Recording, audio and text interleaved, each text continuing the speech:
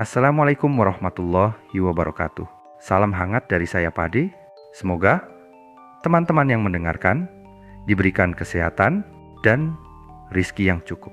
Sebelum mulai ceritanya, sempatkan berdoa terlebih dahulu agar terhindar dari gangguan sebelum dan sesudah mendengarkan. Dan tanpa basa-basi lagi, mari kita simak ceritanya. Hujan turun perlahan, menciptakan genangan kecil di lapangan upacara SMA Negeri 5. Suara tepuk tangan terdengar bergemuruh, bercampur dengan riuh rendah tawa para siswa yang baru saja menerima ijazah mereka. Hari itu adalah hari terakhir mereka mengenakan seragam putih abu-abu. Hari terakhir mereka menjadi anak SMA.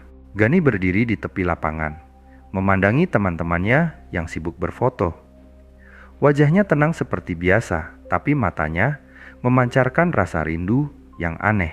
Ia tahu, setelah hari ini, semuanya akan berubah. Di sudut lain, Beni sedang melontarkan candaan, seperti biasa menjadi pusat perhatian. Tawa lepasnya terdengar sampai ke tempat Gani berdiri. Kalian mau foto bareng gue nggak? Biar punya kenang-kenangan sama cowok paling ganteng di angkatan, serunya.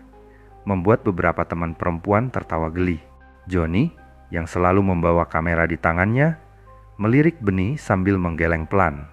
"Ben, lo nggak capek ngomongin diri sendiri terus?" Tanyanya sambil tertawa kecil. Beni berjalan mendekat, senyumnya lebar. "John, kalau bukan gue yang muji diri sendiri, siapa lagi? Ngomong-ngomong, lo foto-foto buat kenang-kenangan kan? Gue mau minta kopinya nanti." Johnny mengangkat kameranya. "Kalau mau, sini ikut foto dulu." Beni langsung melirik ke arah Gani yang berdiri sendirian. "Gan, jangan cuma diem aja. Sini gabung." Gani tersenyum tipis dan berjalan mendekat. Ia berdiri di antara Johnny dan Beni, merasakan kehangatan persahabatan yang mungkin tak akan ia rasakan lagi setelah ini. "Jadi, setelah ini kalian mau ngapain?" tanya Beni tiba-tiba. Suaranya sedikit lebih serius dari biasanya. Johnny menurunkan kameranya dan menjawab, "Gue sih kuliah. Kalau lulus seleksi." Beni mengangguk dengan gaya sok bijak. "Bagus, gue jelas bakal jadi bos besar. Tunggu aja, kalian pasti dengar nama gue suatu hari nanti." Gani hanya tersenyum kecil. "Gue belum tahu, mungkin kerja dulu, bantuin keluarga." "Yah, yang penting kita masih bisa ketemu lagi kan?" kata Johnny sambil menatap mereka berdua. Beni mengangguk penuh semangat. "Iyalah, persahabatan kita nggak bakal putus cuma gara-gara waktu. Ingat itu." Namun, meski kata-kata itu terdengar optimis, Gani merasakan sesuatu yang berbeda. Ia tahu, waktu punya cara untuk memisahkan orang-orang, bahkan yang terdekat sekalipun. Hari itu, di bawah rintik hujan, mereka bertiga mengabadikan momen terakhir bersama di SMA. Sebuah foto sederhana, tapi penuh cerita. Dan tanpa mereka sadari, itu adalah awal dari sebuah perjalanan yang akan mengubah hidup mereka selamanya. Setahun berlalu sejak kelulusan. Dunia mereka kini tidak lagi terbatas pada kelas-kelas dan lorong sekolah. Gani, yang memilih langsung bekerja setelah lulus, kini menghabiskan harinya sebagai staf gudang di sebuah perusahaan distribusi kecil. Rutinitasnya sederhana: bangun pagi, bekerja hingga sore, lalu pulang ke rumah untuk membantu orang tuanya. Sementara itu, Johnny berhasil masuk ke jurusan Teknik Informatika di Universitas Negeri. Meski sibuk dengan tugas dan proyek, ia selalu menyempatkan diri untuk memotret. Hobi lamanya yang kini berkembang menjadi pekerjaan sampingan. Kamera yang dulu hanya ia bawa untuk iseng kini menjadi alat untuk menghasilkan uang tambahan. Tapi Beni, dia seolah menghilang begitu saja. Tidak ada kabar, tidak ada pesan. Bahkan di media sosial, ia jarang terlihat aktif. Gani dan Johnny sempat mencoba mencarinya, tetapi hasilnya nihil. Namun, suatu hari, di tengah kesibukannya, Gani menerima pesan dari Johnny di grup chat mereka bertiga. "Johnny, Gan, gimana kabar lo? Gue lagi kepikiran buat ngadain trip kecil. Lo mau ikut nggak?" "Gani, trip kemana?" "Johnny, Gunung Gede. Kita udah lama nggak muncak kan? Gue kangen suasana kayak dulu." "Gani, Boleh. Tapi Ben, gimana? Lo ada kabar dia? Johnny. Nggak ada. Gue udah coba hubungin, tapi dia nggak bales. Mungkin lagi sibuk. Gani terdiam sejenak sebelum membalas. Kalau gitu, kita mulai rencanain aja dulu. Kalau dia bales, dia bisa langsung ikut. Percakapan itu menjadi awal dari rencana pendakian mereka. Dalam hati, Gani merasa ragu apakah Beni akan benar-benar muncul. Tapi ia tahu, perjalanan ini mungkin adalah cara mereka untuk mengenang persahabatan mereka bertiga. Malam sebelum hari pertemuan, Gani duduk di meja kecil di kamarnya, memeriksa daftar barang yang perlu ia siapkan. Ia sudah memutuskan untuk bertemu Johnny di sebuah kafe tempat mereka biasa nongkrong dulu. Saat ia melipat jaket gunung dan memasukkannya ke dalam ransel, pikirannya melayang pada Beni. Sosok sahabatnya yang ceria, penuh canda, tapi juga selalu punya cara untuk membuat orang lain merasa lebih baik. Ben, lo kemana sih? Gumamnya pelan. Keesokan malamnya, Gani tiba di kafe lebih awal. Ia memilih meja di sudut tempat favorit mereka. Suasana kafe masih sama hangat dengan alunan musik akustik yang menenangkan. Tidak lama kemudian, Johnny muncul membawa tas kamera di bahunya. Gan, panggilnya sambil melangkah cepat ke meja. Gani tersenyum. John, lo lama banget. Macet, jawab Johnny sambil menarik kursi. Beni nggak ngabarin lo juga kan? Gani menggeleng. Nggak, gue udah coba telepon lagi tadi siang, tapi tetap nggak aktif. Mereka berdua terdiam sejenak hingga suara pintu kafe terbuka. Mereka menoleh dan sosok yang mereka kenal baik muncul di sana. Beni. Bro, parah banget nggak ngajak-ngajak nongkrong, serunya sambil melangkah mendekat dengan senyum lebarnya. Johnny langsung tertawa. Ben, lo dari mana aja sih? Kita nyariin lo setahun ini. Beni duduk di kursi dengan gaya santainya. Santai bro, gue selalu ada kok, cuma lo aja yang gak ngeh. Malam itu penuh dengan tawa dan cerita nostalgia. Beni dengan gaya khasnya menghidupkan suasana dengan candaan dan cerita-cerita konyol dari masa SMA mereka. Di tengah tawa itu, Gani akhirnya membuka rencana mereka. Ben, gue sama Johnny mau muncak ke Gunung Gede. Lo ikut gak? Beni langsung mengangguk tanpa ragu. Ikut lah.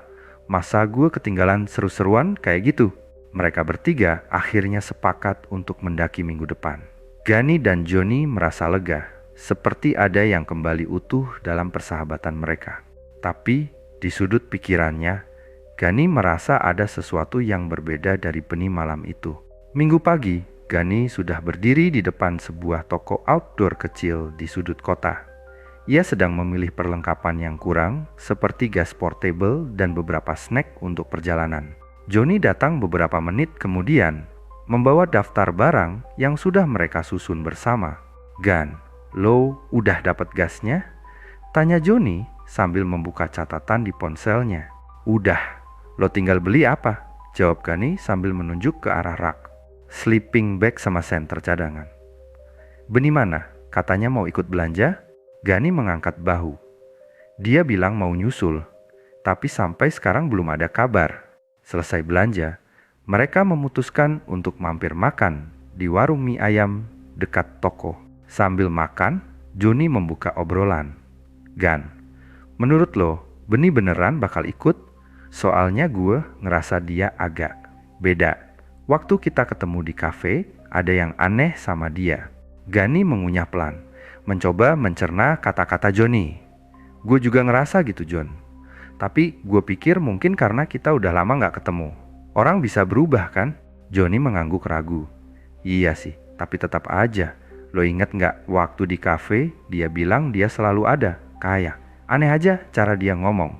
Obrolan mereka terhenti ketika ponsel Gani bergetar. Sebuah pesan masuk dari Beni.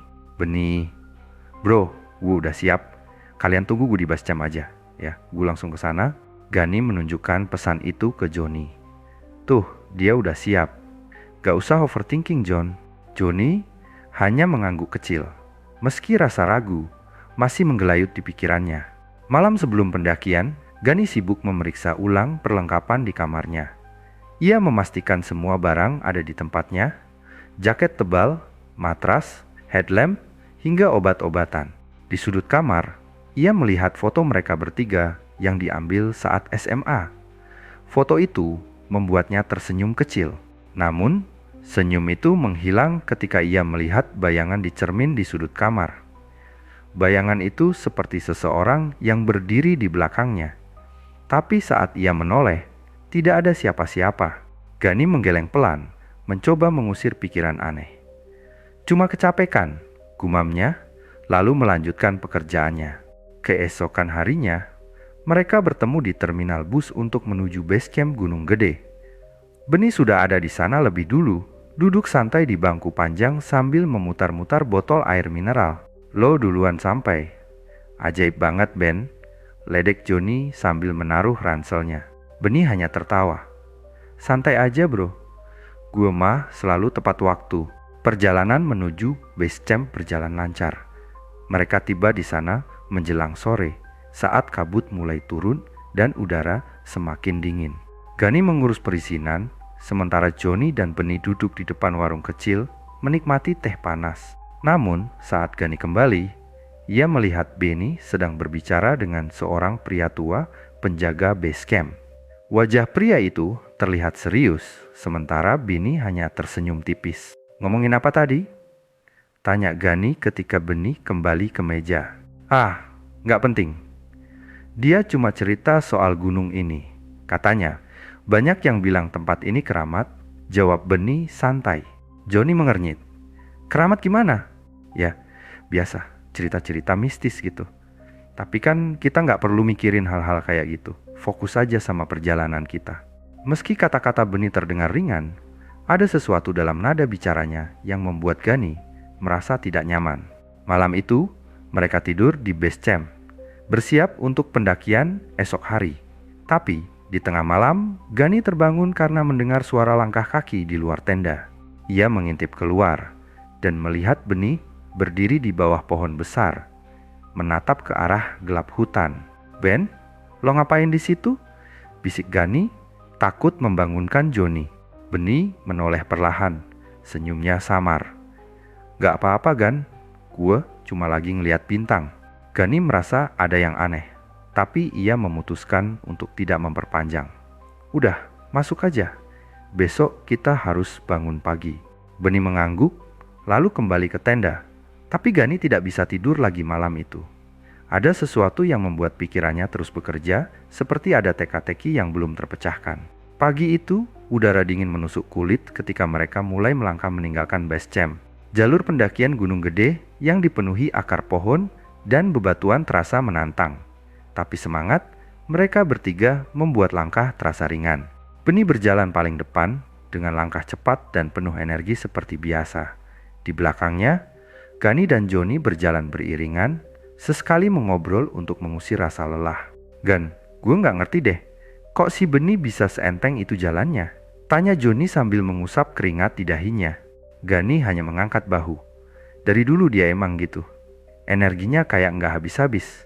Namun, di dalam hati, Gani juga merasa heran.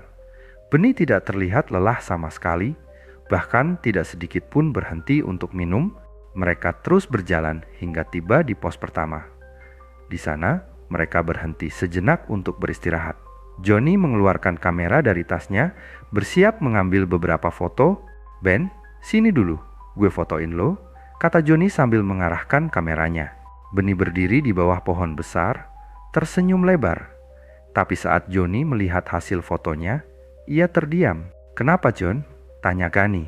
Joni menatap layar kameranya dengan alis berkerut. Gan, ini aneh, di foto ini Beni kayak buram, nggak fokus. Padahal gue yakin banget gue udah atur fokusnya. Gani mengambil kamera itu dan melihatnya sendiri. Memang benar, sosok Beni di foto terlihat buram, seperti bayangan yang tidak utuh. Ah, mungkin karena cahaya, kata Beni santai sambil tertawa kecil. Udahlah, nggak usah dibawa serius. Ayo lanjut. Joni tidak mengatakan apa-apa lagi, tapi raut wajahnya menunjukkan bahwa ia masih terganggu oleh apa yang baru saja dilihatnya. Semakin mereka mendaki, keanehan semakin terasa. Di pos kedua, Mereka bertemu dengan kelompok pendaki lain yang baru saja turun. Salah satu pendaki, seorang pria parubaya, sempat menatap Beni dengan ekspresi aneh. "Mas, tadi naik sama siapa aja?" tanya pria itu sambil menunjuk ke arah mereka bertiga. "Sama mereka bertiga," jawab Gani sambil menunjuk ke arah Joni dan Beni. Pria itu mengernyit. "Oh ya, saya kira tadi cuma berdua. Maaf, mungkin saya salah lihat." Setelah pria itu pergi, Joni mendekati Gani. "Gan, lo dengar tadi? Dia bilang kita cuma berdua." "Udah, John. Mungkin dia salah lihat," jawab Gani. Meski dalam hatinya, ia juga merasa ada yang tidak beres. Saat malam mulai turun, mereka memutuskan untuk mendirikan tenda di area camp sebelum puncak. Beni terlihat sibuk menyalakan api unggun, sementara Gani dan Joni mengatur perlengkapan. Malam itu, di bawah langit penuh bintang, mereka duduk mengelilingi api unggun sambil berbagi cerita. Beni, seperti biasa, menjadi pusat perhatian dengan candaan dan ceritanya yang mengundang tawa. Tapi, di tengah cerita, Beni tiba-tiba terdiam. Matanya menatap ke dalam api, seperti melihat sesuatu yang tidak terlihat oleh orang lain. "Ben, lo kenapa?" tanya Gani. Beni tersenyum kecil. "Gak apa-apa, Gan. Gue cuma mikir, gimana ya rasanya kalau kita bisa terus bareng kayak gini selamanya?" Kata-katanya membuat suasana hening sejenak. Joni mencoba mencairkan suasana dengan tertawa kecil. "Ya, kalau selamanya sih nggak mungkin, Ben. Tapi yang penting kita punya kenangan kayak gini." Beni mengangguk pelan, tapi senyumnya terlihat aneh. Bukan senyum ceria seperti biasanya. Keesokan paginya, mereka melanjutkan perjalanan menuju puncak. Semakin dekat mereka ke puncak, semakin banyak hal aneh yang terjadi. Jejak kaki mereka seringkali hilang di tengah jalur, dan suara langkah kaki terdengar mengikuti mereka, meski tidak ada orang lain di sekitar. Namun, Gani dan Joni memutuskan untuk mengabaikannya. Mereka hanya ingin sampai ke puncak dan menikmati perjalanan ini bersama. Ketika mereka akhirnya tiba di puncak Gunung Gede, matahari mulai terbit, mewarnai langit dengan gradasi oranye dan ungu. Pemandangan itu begitu indah hingga membuat mereka terdiam sejenak. Beni berdiri di tepi puncak, membelakangi mereka. Ia menoleh perlahan, senyumnya lebar seperti biasa. "Kalian tahu, ini adalah tempat yang sempurna untuk perpisahan." Gani dan Joni saling berpandangan kebingungan. "Maksud lo apa, Ben?" tanya Gani. Beni hanya tertawa kecil. "Kalian akan ngerti nanti." Dan saat itu, Gani menyadari sesuatu. Udara di sekitar Beni terasa berbeda. Dingin, meski matahari bersinar cerah. Angin dingin berhembus kencang di puncak Gunung Gede, membawa aroma tanah dan dedaunan basah. Gani dan Joni berdiri terpaku, memandangi Beni yang berdiri di tepi puncak. Kata-kata terakhirnya masih terngiang di telinga mereka. "Kalian akan ngerti nanti." "Ben, lo kenapa ngomong gitu? Lo serius?" tanya Joni dengan nada ragu. Langkahnya maju perlahan mendekati Beni. Beni menoleh, senyumnya tetap lebar. Tapi ada sesuatu di matanya, seperti rasa sedih yang dalam. "Gue cuma mau bilang, gue seneng banget kita bisa sampai sini bareng. Ini yang selalu gue pengen." Gani merasakan bulu kuduknya berdiri. Ia tidak tahu kenapa, tapi suasana terasa begitu janggal. "Ben, lo ngomong apa sih? Kita kan masih di sini, bareng-bareng." Beni tertawa kecil, tapi tawa itu tidak lagi terdengar ceria seperti biasanya. "Iya, Gen, kita bareng. Tapi ini terakhir kalinya." Tiba-tiba, suara langkah kaki terdengar dari belakang mereka. Gani dan Joni serentak menoleh, tapi tidak ada siapapun. Hanya hamparan batu dan kabut yang menyelimuti puncak. "Gan, gue gak nyaman deh," bisik Joni. "Kayaknya ada yang gak beres." Gani mengangguk pelan, matanya kembali menatap Beni. "Ben, lo kenapa ngomong kayak gitu? Lo sehat kan?" Beni tidak menjawab. Sebagai gantinya, ia mengeluarkan sesuatu dari kantong jaketnya. Sebuah gelang karet berwarna hitam yang familiar. Itu adalah gelang persahabatan yang mereka buat saat SMA. "Lo masih ingat ini kan?" kata Beni sambil memutar gelang itu di jarinya. "Iya, itu gelang yang kita buat pas kelas 3, jawab Gani.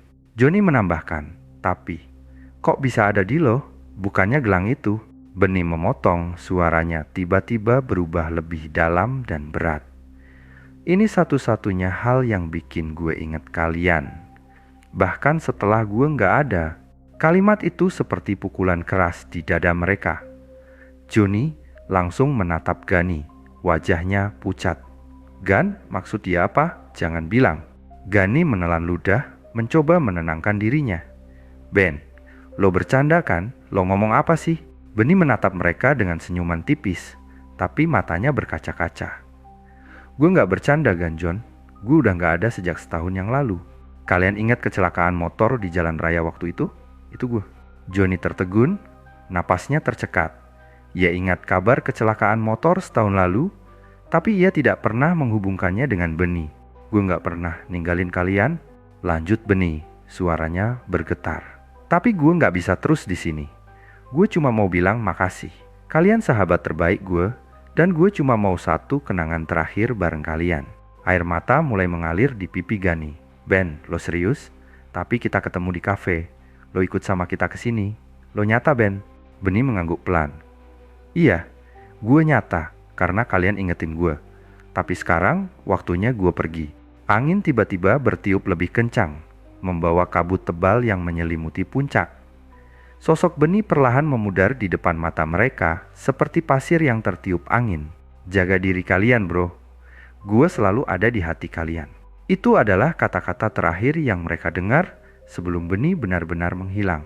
Saat kabut perlahan menghilang, Gani dan Johnny berdiri terpaku di puncak, masih mencoba mencerna apa yang baru saja terjadi. Di tempat Beni berdiri tadi, hanya ada gelang hitam yang tergeletak di tanah. Johnny mengambil gelang itu dengan tangan gemetar. Gan, ini beneran terjadi kan? Gue gak mimpi kan? Gani mengangguk pelan, matanya masih berkaca-kaca. Ini nyata, John. Dia bener-bener udah pergi. Mereka berdua duduk di tepi puncak, memandangi matahari yang perlahan naik di ufuk timur. Hati mereka terasa berat, tapi ada juga rasa lega. Mereka tahu bahwa Beni akhirnya menemukan kedamaiannya. Perjalanan turun gunung terasa sunyi. Tidak ada candaan, tidak ada obrolan ringan seperti biasanya. Mereka berdua tenggelam dalam pikiran masing-masing, mengenang sosok sahabat mereka yang kini benar-benar pergi. Sesampainya di bawah, mereka langsung menuju rumah Beni.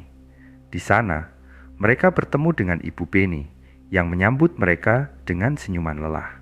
Bu, kami cuma mau memastikan Beni benar-benar. Johnny tidak sanggup menyelesaikan kalimatnya. Ibu Beni mengangguk pelan, matanya berkaca-kaca. Ya, nak, Beni udah gak ada setahun yang lalu. Tapi, terima kasih karena kalian masih ingat dia. Malam itu, Gani dan Johnny duduk bersama di ruang tamu rumah Beni, berbicara dengan Ibu Beni tentang semua kenangan indah mereka bersama. Gelang hitam itu mereka serahkan kembali kepada Ibu Beni sebagai simbol bahwa sahabat mereka akan selalu hidup dalam ingatan mereka. 1 bulan telah berlalu sejak perjalanan ke Gunung Gede, tapi kenangan tentang Beni masih terasa begitu nyata bagi Gani dan Johnny. Mereka sering berbicara tentang momen-momen yang mereka lalui bersama, seolah-olah Beni masih ada di tengah-tengah mereka. Suatu sore, Gani dan Johnny memutuskan untuk kembali ke kafe tempat mereka terakhir kali bertemu dengan Beni. Kafe itu tidak banyak berubah. Suasananya masih hangat, dengan lampu kuning temaram dan aroma kopi yang memenuhi udara. Mereka memilih meja di sudut, meja yang sama di mana mereka biasa nongkrong bertiga. Gani memesan kopi hitam, sementara Johnny memilih es coklat, minuman favorit Beni. John, kata Gani, membuka pembicaraan setelah beberapa menit hening. Gue masih sering mikir soal perjalanan itu. Kadang gue ngerasa kayak dia masih ada di sekitar kita. Johnny mengangguk, menatap kosong ke arah meja. Gue juga, Gan. Gue sering dengar suara ketawanya di kepala gue, kayak waktu dia ngeledekin kita dulu. Mereka tertawa kecil, meski ada rasa pahit di balik tawa itu. Tiba-tiba, seorang pelayan datang membawa pesanan mereka. Ini kopinya. Dan ini es koklatnya, katanya sambil tersenyum. Tapi kemudian ia menambahkan sesuatu yang membuat mereka terdiam. Oh, dan ini pesanannya juga. Ada yang nitip buat kalian. Pelayan itu meletakkan segelas teh manis hangat di meja mereka. Gani dan Joni saling berpandangan, bingung. Teh manis? Kita nggak pesan itu, kata Joni. Pelayan itu menggeleng. Maaf, saya cuma disuruh taruh di sini. Katanya, ini dari teman kalian. Hati mereka berdebar. Tidak mungkin, pikir mereka. Tapi saat mereka menatap teh manis itu, ingatan tentang benih langsung muncul di kepala. Itu adalah minuman favoritnya. Teh manis hangat tanpa gula tambahan, seperti yang selalu ia pesan di kafe ini. Gan, lo mikir apa yang gue pikirin? Tanya Joni pelan. Gani mengangguk, menelan ludah. Iya John, ini pasti dari dia. Mereka tidak berani menyentuh teh itu. Rasanya seperti hadiah terakhir dari Benny, sebuah pengingat bahwa meski ia sudah pergi, ia akan selalu ada di hati mereka. Setelah meninggalkan kafe, mereka berjalan menyusuri jalan yang mulai gelap. Lampu jalan menyala satu persatu, menerangi langkah mereka. John, gue mikir, kata Gani tiba-tiba, mungkin kita harus mulai sesuatu yang bisa jadi kenangan buat Benny. Sesuatu yang bikin dia terus hidup dalam ingatan kita. Joni mengangguk, tersenyum kecil. Gue setuju Gan. Gimana kalau kita bikin grup pendaki buat ngajak orang-orang menikmati alam? Kita kasih nama pendakian mimpi. Biar kayak perjalanan terakhir kita sama dia. Gani tersenyum, merasa ide itu sempurna. Setuju John. Ini bakal jadi cara kita buat terus ingat dia. Beberapa bulan kemudian, komunitas pendakian mimpi resmi terbentuk. Gani dan Joni menjadi penggerak utama, mengajak banyak anak muda untuk menjelajahi keindahan alam sekaligus menjaga kelestariannya. Setiap kali mereka mendaki, Gani selalu membawa satu foto lama mereka bertiga yang ia letakkan di puncak setiap gunung yang mereka taklukkan. Itu adalah cara mereka untuk terus merasa bahwa Benny masih mendampingi mereka. Di puncak setiap pendakian, mereka selalu mengucapkan kalimat yang menjadi janji mereka bertiga.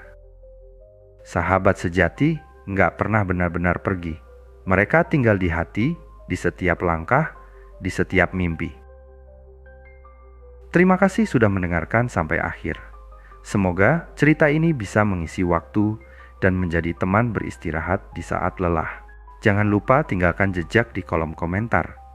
Dan akhiru salam. Wassalamualaikum warahmatullahi wabarakatuh. Sampai jumpa di cerita selanjutnya.